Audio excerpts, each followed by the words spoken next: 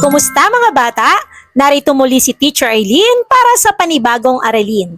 Tayo ngayon ay nasa Week 3, Day 1, Quarter 3. At ang mensahe ng ating aralin? Bago dumating ang mga mananakop, mayroon ng mga naninirahan sa isla ng Pilipinas. Ang mga unang Pilipino ay tinatawag natin na mga ninuno. Sila ay marunong at maparaan. Talakayin pa nating mabuti. Mayroon na bang mga tao sa Pilipinas bago dumating ang mga mananakop? Siyempre, bago pa dumating ang mga banyaga sa Pilipinas, meron na tayong mga sariling kababayan dito. Sila yung mga unang Pilipino na nakatira sa ating mga isla.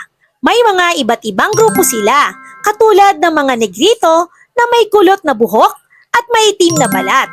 May mga Indones din na dumating at sila ay may iba't ibang itsura rin. Sila yung nagtatanim ng mga palay, nangingisda sa dagat at nagtayo ng mga bahay. Mayroon din silang mga sariling kwento at kanta na kinakanta nila. Kaya bago pa man dumating ang mga dayuhan, masaya na ang buhay dito sa Pilipinas kasama ang ating mga ninuno. Ano ang tawag natin sa kanila? Muli, sila ang mga negrito at Indones. Paano nga ba namuhay ang ating mga ninuno?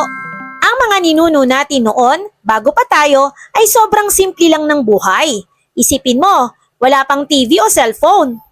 Ang kanilang hanap buhay, karamihan sa kanila ay nagtatanim ng palay, gulay at prutas. Sila rin ay nangingisda sa dagat at ilog para may makain. Kung minsan, nanguhuli sila ng hayop sa gubat. Ang kanila namang tahanan, ang mga bahay nila ay gawa sa kahoy at kawayan. At kadalasan ay malapit sa ilog o dagat. Sama-sama silang nakatira sa isang barangay, parang isang malaking pamilya. Ang mga damit nila ay gawa sa mga tela na hinabi nila mismo. Simple lang ang mga ito. At kadalasan ay may mga kulay at disenyo na nagpapakita ng kanilang tribo. Ang kanila namang libangan, sa gabi nagkukwentuhan sila sa paligid ng apoy, kumakanta at sumasayaw. Mayroon din silang mga laro na nilalaro kasama ang mga bata. Ang kanila namang paniniwala, naniniwala sila sa mga Diyos at Espiritu ng kalikasan. Nagdarasal sila para sa magandang ani, masaganang huli ng isda at proteksyon mula sa mga sakuna. Pero ngayon mga bata, alam na natin na iisa lamang ang Diyos ha. Kahit simple lang ang buhay nila, masaya sila dahil sama-sama silang nagtutulungan at nagmamahalan.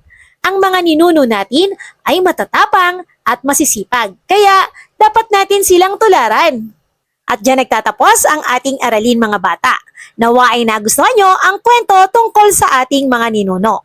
Magkita-kita tayong muli sa mga susunod pa nating aralin. Paalam! For more educational videos, please do like, share, and subscribe to Teacher Eileen's YouTube channel! Bye-bye!